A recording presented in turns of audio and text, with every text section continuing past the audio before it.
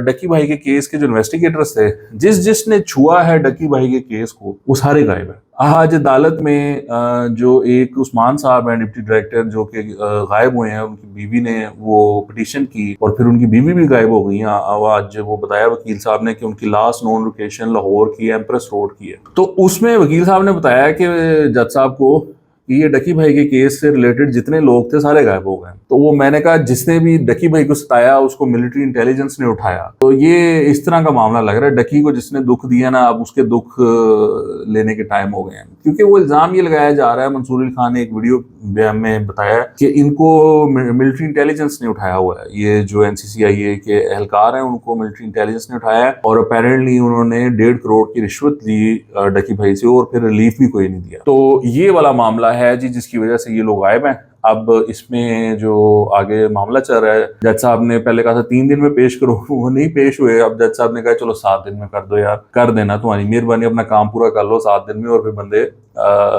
पेश कर देना। तो लेट्स सी 7 दिन बाद वो पेश होते हैं या नहीं।